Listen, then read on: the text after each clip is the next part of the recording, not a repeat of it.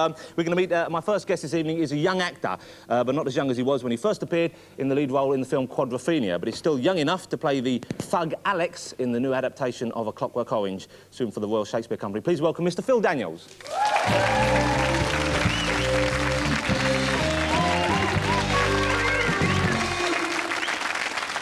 Well, Phil, I must say it's nice to meet you, because I've been a fan of yours for many years. Thank you. There you are. Now, Clockwork Orange seems like an odd choice for the Royal Shakespeare Company to be doing. How did they come to choose that? Well, I'm not quite sure, actually, because I thought it was a bit odd for them as well. But I think there was a script lying around for a while that a director called Ron Daniels had written from the Burgess novel. And I think one day they just thought, we'll do it, you know. So how faithful would it be to the original book? Well, to the book, I think quite faithful. The Nadsat, which is the language that Burgess invented, is all in it, and there's quite a lot of that spoken in it. No, that was it was a cross between like American and Russian, wasn't it? Yeah, it's like Russian rhyming slang. Could you give us a little burst of this, please, Phil? Yeah. Well, old droogie. Very, very long time no viddy. A long, long, long time since those dead and gone good days. And here is thou, and here is I. And what news hast thou, old droogie? That's it. You viddy that. It sounds very like Frank Bruno speaking, doesn't it, or something like that? Now, how did you get to join the RSC? Because you were copying a lot of films, and then we didn't see you for so long. Was it a deliberate decision to sort of like abandon cinema? Well, I got a director called Bill Alexander said, would I like to come to the RSC to do some parts? And I thought it'd be good for me to do Shakespeare. And so I said, yeah, that'd be great. Well, let's go back to the Clockwork Orange then, because, of course, when the film came out, it was the film, which was, well, I think it was in the early 70s, caused a lot of controversy, and it's now not been seen for like 17 years over here. Do you think the stage version will be as controversial? Well, I'm not sure, really. I mean, you can never say. But I hope that people will come and see it and not just think it's just about violence and thugs, really, and that it's about wider issues than that.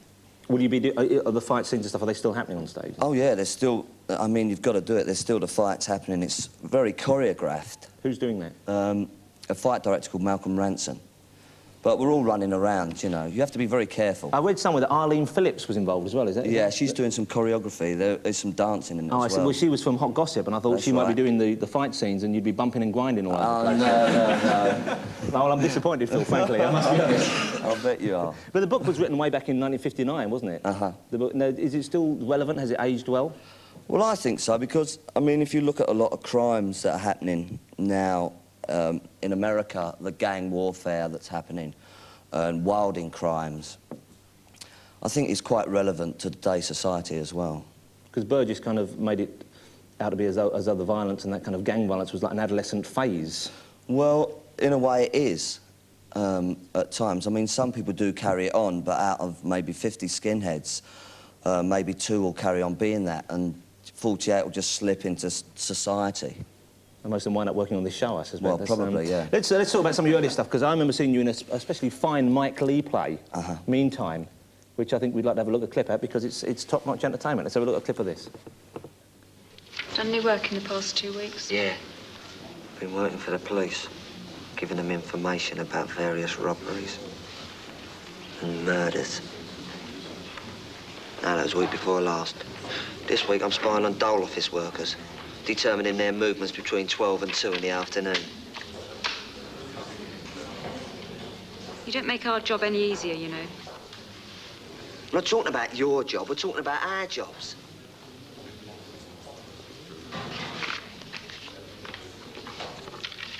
My pen, please. Our pen.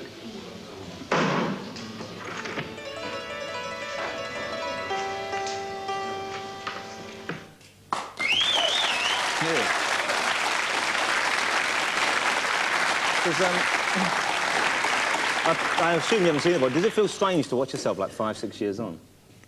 No, not really. Well, there you go, I'm glad I asked that question. That was a good look for you, though, wasn't it? It was kind of like a Steve Wright on acid or something, wasn't it? Well, yeah, it was quite... It was good, though, didn't it? Yeah, it was very good. OK.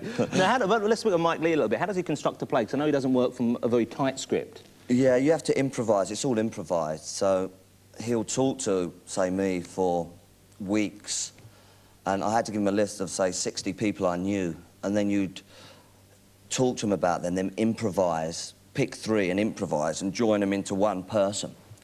And everybody would be doing that. And then you'd all meet up and do improvisations. And first of all, say there's a family, like we had there.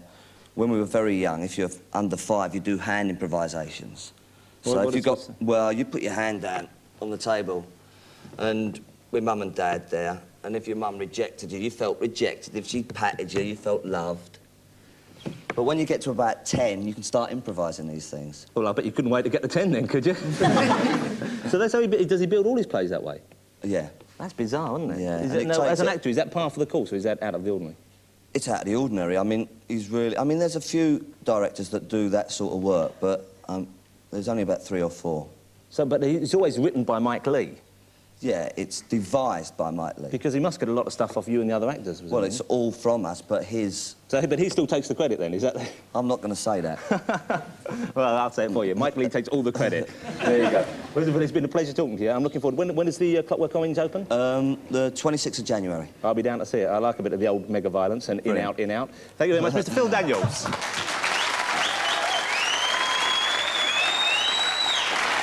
OK. Thank you.